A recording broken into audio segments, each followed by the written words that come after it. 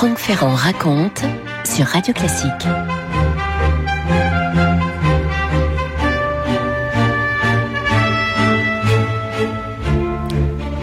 Moscou, le 1er octobre 1918. Un jeune homme, il a 21 ans, il s'appelle Georgi Zhukov, ou Yukov, enfin on va l'appeler Zhukov si vous voulez bien, se présente à la caserne de la 4e division de cavalerie de l'armée rouge. C'est un jeune homme robuste qui déjà a combattu comme sergent pendant la guerre de 14 jusqu'à la grande révolution, double révolution de 1917. En 18, Trotsky a ordonné la remobilisation et Zhukov a adhéré à ce nouveau régime avec d'autant plus de facilité qu'il est ce qu'on pourrait appeler en termes bolcheviques un prolétaire, de père ouvrier, de mère paysanne. Il va suivre une formation de cadre militaire, rapide formation parce qu'il faut aller vite, et il va aller se battre cette fois non plus contre les Allemands mais contre les Blancs le long de la Volga. On est en pleine guerre civile russe. Sa main ne tremble pas, on peut dire qu'il est vraiment très efficace, ce jeune Zhukov. Il est habile, il écrase dans le sang un certain nombre de révoltes cosaques et apprend l'usage de ce qu'il faut bien appeler la terreur. 1923, les Rouges l'ont emporté sur les Blancs et c'est le moment de démobiliser. Sauf que Zhukov choisit, lui, de rester dans l'armée. Il va prendre des cours de théorie. La science militaire est une chose qui le passionne depuis toujours. D'ailleurs, ça a été vraiment... Il a en lui quelque chose du stratège et il va lui-même, d'ailleurs, continuer à se former. Il se révèle très rigoureux, exigeant. Avec ses propres hommes, il est très autoritaire, mais on ne peut pas tellement le contester parce qu'il est avant tout exemplaire et c'est ainsi qu'il gravit les échelons dans ce qu'il faut appeler désormais l'armée soviétique. Il devient le protégé du commandement de la cavalerie rouge, un héros de la guerre civile, grand ami de Staline qui s'appelle Boudienny. Staline qui a pris la tête du parti et qui est en train d'instaurer au milieu de ces années 1920 un régime totalitaire et qui va évidemment devenir de plus en plus fort. En juin 37, on sait que Staline fait liquider les 2/3 des officiers. C'est une purge extraordinaire à laquelle va échapper Zhukov grâce toujours à son mentor Boudienny qui est là et qui lui permet, du reste, d'être promu. Ce qui fait qu'en juin 39, lorsque le Japon attaque l'Union soviétique en Mongolie, le 57e corps de l'armée rouge est en train de céder et qui envoie-t-on à Khalingol pour reprendre en main la situation? On envoie, quand je dis on, c'est Staline évidemment, qui envoie Zhukov. Zhukov va s'imposer, pistolet au poing s'il le faut, il fait le ménage parmi les officiers, il met la troupe au pas, il définit une stratégie dont nous parle justement dans cet ouvrage sur les maréchaux de Staline, Jean Lopez et Lacha Otmezouri. Zhukov dessine un plan fidèle à la bataille en profondeur. Il y imprime son style fait de détermination, de brutalité, de ruse et de souci du détail. J'ai l'impression que les 4 pieds, si je puis dire, de ce que représente Zhukov sont dans ces mots-là, dans détermination, brutalité, ruse et souci du détail. Ils ajoutent, il porte le maximum d'attention à la logistique, de façon à pouvoir disposer du matériel et des munitions assurant la supériorité continue de son feu. Il étudie longuement le dispositif de l'adversaire, masque ses propres intentions, prépare ses réserves, qui représentent 25 à 40% de tous ses moyens, une proportion typique de l'art opératif, de même que le séquençage des opérations. On pourrait dire, s'il fallait résumer tout ça à un mot, qu'il y a chez Zhukov quelque chose de cartésien, d'une certaine manière. C'est un homme rationnel, organisé, déterminé, dont l'esprit analytique est capable de temps en temps de quelques fulgurances, souvent accompagné d'une grande violence. Méthode qui donc est sa marque de fabrique qui va bloquer l'attaque des Japonais. Et les Japonais, devant cette hausse, si je puis dire, vont se résoudre à négocier avec Staline. Ce qui fait que maintenant, Zhukov est général. Et même mieux que ça, il va devenir chef d'état-major.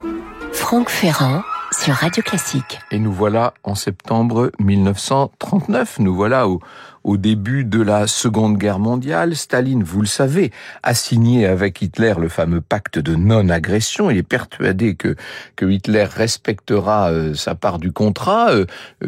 En fait, aussi bien l'Empire nazi que le régime soviétique peuvent tirer parti de cet accord. Et quand on parle d'une attaque allemande, Staline ne veut même pas en entendre parler. De la désinformation des démocraties occidentales, dit-il. En juin 41, le ministre de la Défense, c'est Timoshenko bien sûr, et Zhukov vont presser Staline de mobiliser parce que là, vraiment, ça devient indispensable. Ça signifie la guerre. Vous comprenez cela, oui ou non ? Le 22 juin, on est donc en 1941, à 2h du matin, vous savez ce qui se passe. La Luftwaffe bombarde Sébastopol, Minsk et Kiev. C'est le début de l'opération Barbarossa. Hitler est en train d'entrer en Russie, un peu comme l'avait fait, si j'ose dire, et dans d'autres circonstances, Napoléon. Un peu plus d'un siècle plus tôt. Zhukov appelle Staline au téléphone, dans sa datcha de Kuntsevo, bien sûr.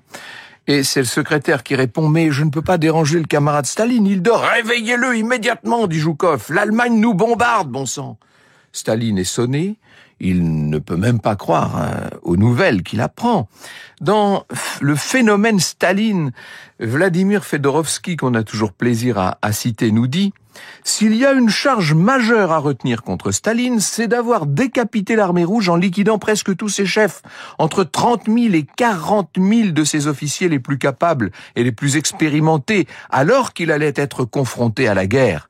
L'autre charge écrasante est son absolue cécité face à Hitler, ce qui offrit à ce dernier l'avantage de la surprise.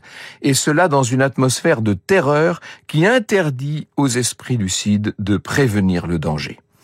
Il faut encore attendre le lendemain pour que Staline donne l'ordre d'organiser la défense.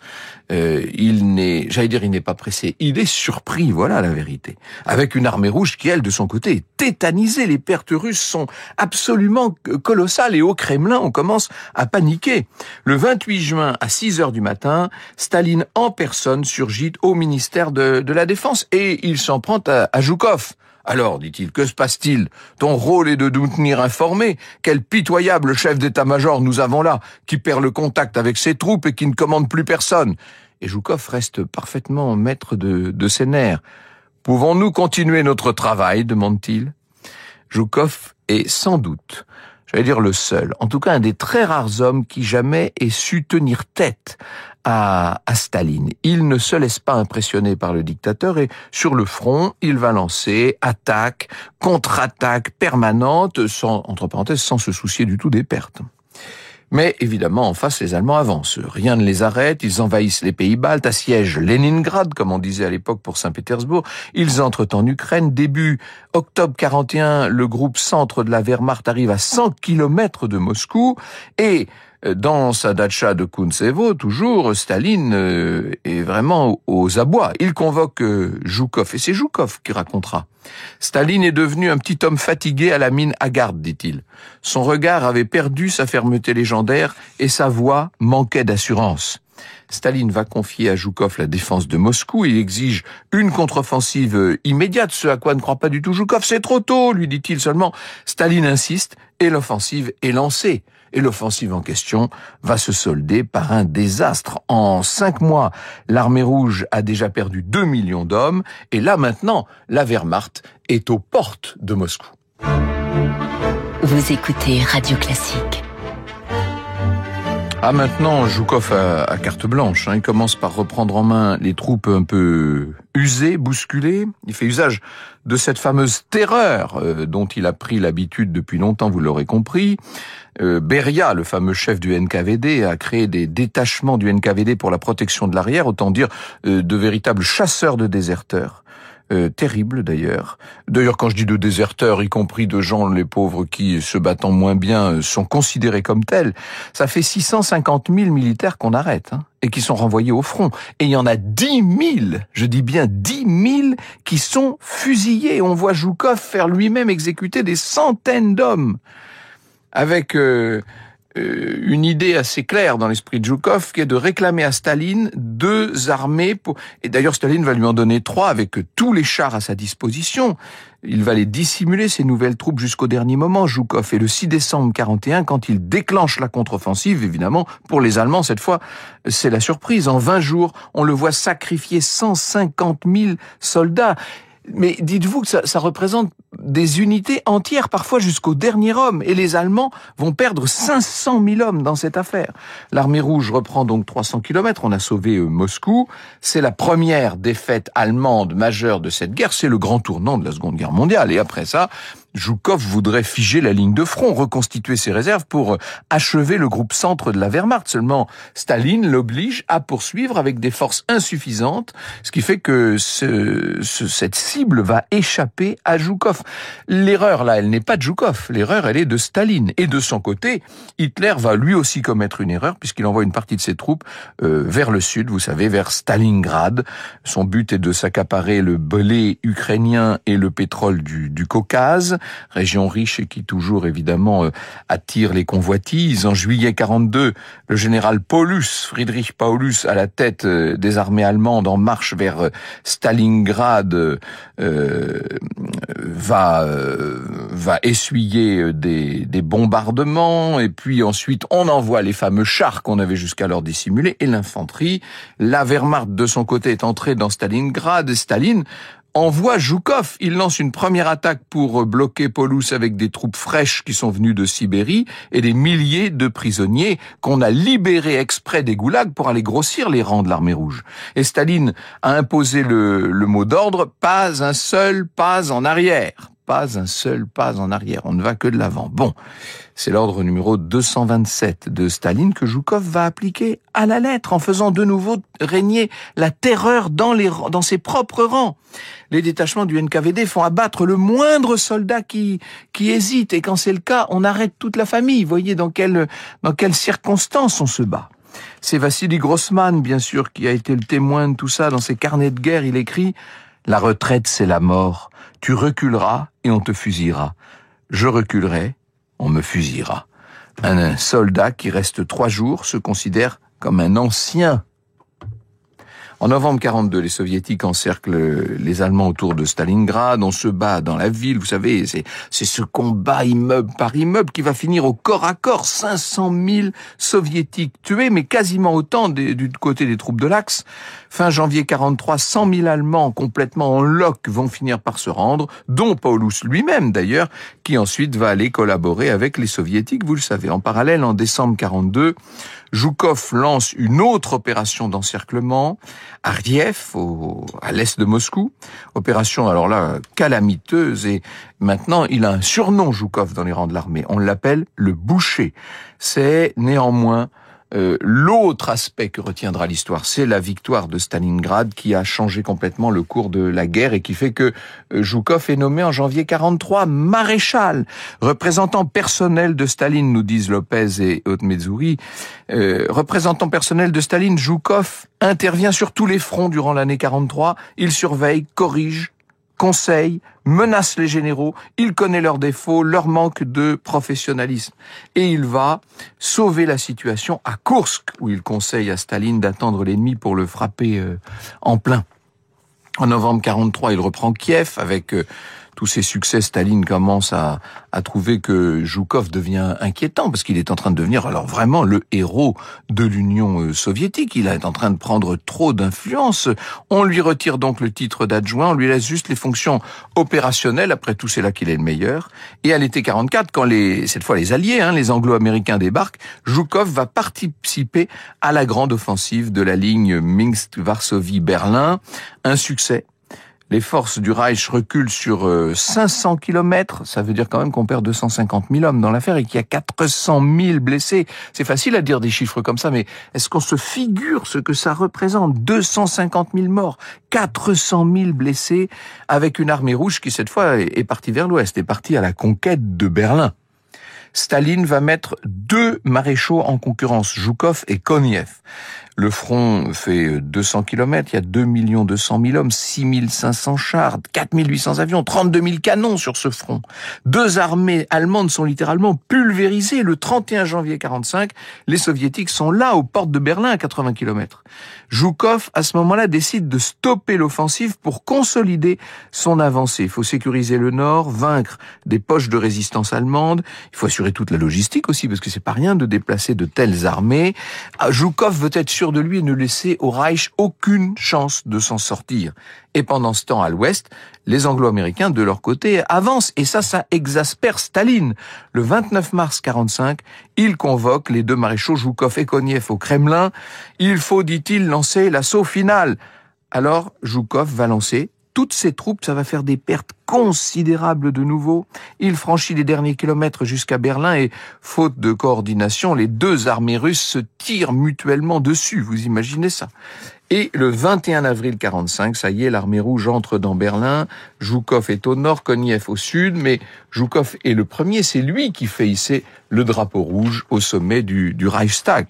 Le 30 avril, un messager allemand se présente devant Zhukov et il annonce la visite du chef d'état-major allemand, Hans Krebs, qui informe Zhukov que Hitler vient de se suicider, que Goebbels demande un cessez-le-feu, qui propose de signer une paix séparée. Zhukov appelle Staline.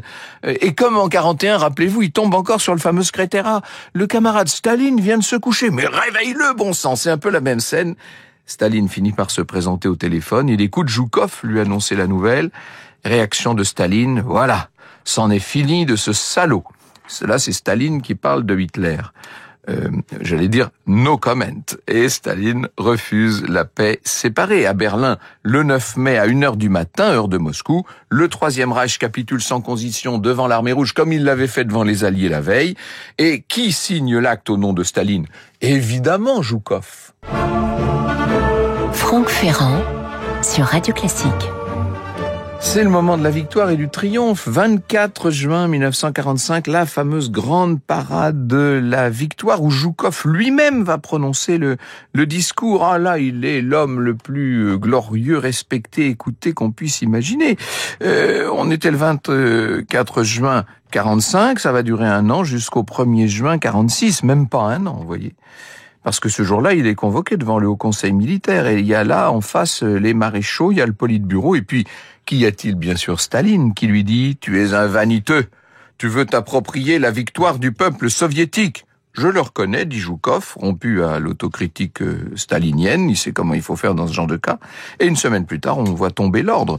Zhukov n'a eu aucun rapport avec la conception du plan de liquidation des forces allemandes à Stalingrad, pas plus qu'avec sa mise en œuvre.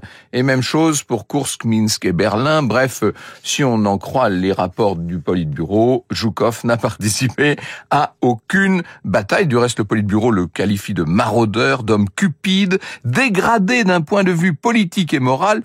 Ça commence à pas aller très fort. En 48, le voilà muté dans l'Oural à un poste mineur, ce qui est assez remarquable. Tout de même, c'est qu'en dépit de ses chefs d'accusation, il n'est pas liquidé. Franck Ferrand sur Radio Classique. Le 4 mars 1953, Zhukov reçoit en pleine nuit un coup de téléphone, vous avez compris la date, 4 mars 53, et oui, Staline est mort. Ce qui fait qu'on le rappelle à Moscou de toute urgence, il va prendre pour cela un avion spécial. Qui a besoin de lui? Les nouveaux hommes forts, Malenkov et Beria, bien entendu. On a besoin de cet homme si populaire, ce maréchal qui incarne la victoire soviétique pendant la guerre. On n'a pas tellement tenu compte des rapports de 1946 et 47. En 1955, voilà donc Zhukov, ministre de la Défense. Il va participer avec Khrouchtchev à la déstalinisation et critiquer notamment le fameux ordre 227 de juillet 42. Aucun pas en arrière. Ça, on pourrait dire que c'est aussi une autocritique. Et il se démène pour faire réhabiliter tous les officiers emportés par les purges depuis 1937, ce qui est un travail considérable et qui permet de porter sur Zhukov un regard un peu différent peut-être. En 56, il envoie les chars à Budapest, vous savez, la fameuse intervention de Budapest. Je sais pas ce qu'il avait souhaité en premier lieu au demeurant. Et le 28 octobre 58, Khrouchtchev convoque notre Zhukov, si j'ose dire, devant un plénum du comité central du parti. Et là, on va se mettre à critiquer ces tendances bonapartistes. Vous voyez que décidément, l'homme a du mal à se faire accepter par l'organe officiel. Il n'y a rien de pire que des tendances bonapartistes dans un régime communiste, vous imaginez. Il faut dire que Zhukov travaillait discrètement à dégager l'armée de la tutelle du Parti communiste. Ça ne pouvait pas aller loin, ça. Il est évincé du ministère, il est même évincé de l'armée. On le met à la retraite. Il va pouvoir écrire ses mémoires qui seront largement réécrit par le comité central du parti, et dès les années 90, les historiens, évidemment, se feront une joie d'aller chercher la version non censurée à partir du moment où elle est déclassifiée et de la publier. Il mourra d'une attaque, le maréchal Zhoukov, en juin 1974. Il n'aura pas droit aux funérailles nationales, même si tout de même, sa plaque, vous savez, a été posée sur le mur du Kremlin, comme on le fait pour tous les grands héros du pays. Zhoukov a commandé en stalinien par la peur, conclut Jean Lopez et Lacha Haute-Mézoury. Mais pour tous les soviétiques et les Russes aujourd'hui, il est à jamais l'homme qui est allé chercher la peau de Hitler dans les ruines de la chancellerie. Vous écoutez Radio Classique.